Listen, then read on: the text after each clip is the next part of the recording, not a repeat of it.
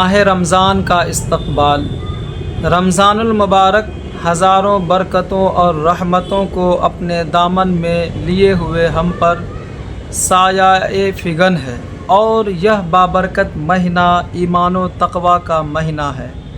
ہر بندہ مومن اپنی اپنی ہمت اور ظرف کے مطابق اس کی برکتیں سے لطف اندوز ہوگا۔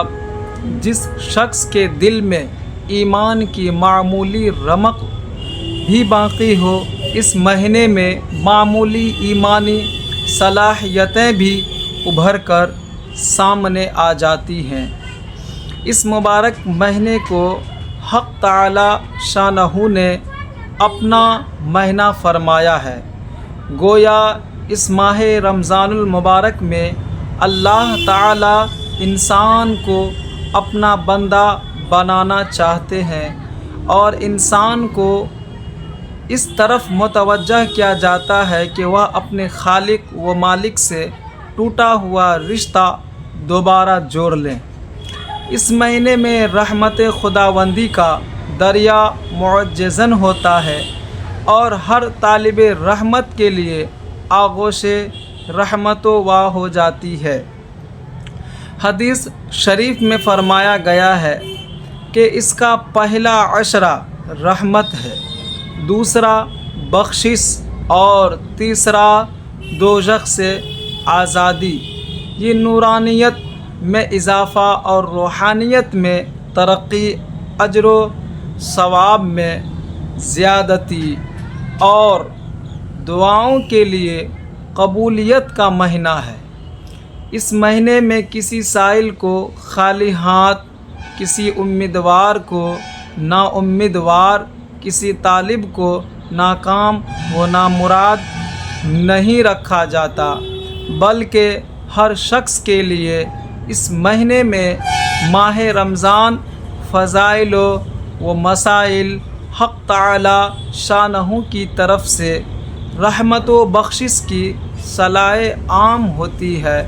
اللہ تعالی کے مقبول بندے سال بھر سے ماہ مبارک کی آمد کے لیے چشم براہ رہتے ہیں، اور جو شخص ان بابرکت اوقات میں بھی اللہ کی دولت سے محروم رہے اور دریائے رحمت کی طغیانی کے باوجود حصول رحمت کے لیے اپنا دامن نہ پھیلائے، اس سے بڑھ کر محروم کون ہو سکتا ہے؟ ایک مومن کا لاحیہ عمل اس ماہ مبارک میں یہ ہونا چاہیے کہ رمضان مبارک کے خصوصی اعمال جیسے روزہ، تراویح کی نماز، تلاوت قرآن کریم، ذکر الہی، دعا اور استغفار کا خصوصی اہتمام کیا جائے۔ اس سراپا نور مہینے میں جس قدر نورانی اعمال کیے جائیں گے، اسی قدر روح میں لطافت، بالیدگی اور قلب میں نورانیت پیدا ہوگی۔ اس مہینے میں جھوٹ، بہتان، غیبت، حرام خوری اور دیگر تمام آلودگیوں سے پرہیز کا پورا اہتمام کیا جائے۔ حدیث میں فرمایا گیا ہے کہ جو شخص روزے کی حالت میں جھوٹ بولنے اور غلط کام کرنے سے پرہیز نہ کرے، اللہ تعالیٰ کو اس کے بھوکا پیاسا رہنے کی کوئی حاجت نہیں۔ اللہ اکبر۔ ایک اور حدیث میں ہے کہ بہت سے روزے دار ایسے ہیں جن کو بھوک پیاس کے سوا کچھ حاصل نہیں ہوتا۔ نعوذ باللہ۔ روزے کی حالت میں کان کی، آنکھوں کی، پیٹ کی، یہاں تک کہ شرمگاہ کی اور دیگر اعضاء کی حفاظت لازم ہے۔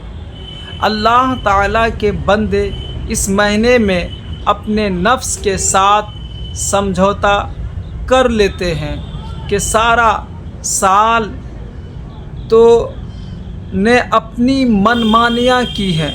چند دنوں کے لیے اگر تو حق تعالی شانہ کے حکموں کا پابند ہو جائے اور اپنی خواہشوں اور لذتوں کو ترک کر دے تو تیرا کیا نقصان ہے۔ الغرض اس مہینے میں گناہ کا ترک کرنا لازم ہے، اور اگر ذرا سی ہمت سے کام لیا جائے تو ان چند دنوں میں گناہوں کا چھوڑنا بہت آسان ہے۔ جہاں گناہوں سے پرہیز لازم ہے وہاں فائدہ اور لایعنی مسائل سے بھی احتراز کرنا چاہیے، کیونکہ یہ مقصد کے مشغلے انسان کو مقصد سے ہٹا دیتا ہے۔ ماہ رمضان فضائل و مسائل دیتے ہیں۔ بہت سے لوگ کھیل کود، شطرنج، تفریح و تماشا، ٹیلی ویژن اور فلمی دنیا وغیرہ میں ان اوقات کو ضائع کر دیتے ہیں۔ ان کی حالت بہت ہی لائق رحم ہے۔ اس ماہ مبارک میں قلوب کا تصفیہ بھی بہت ضروری ہے۔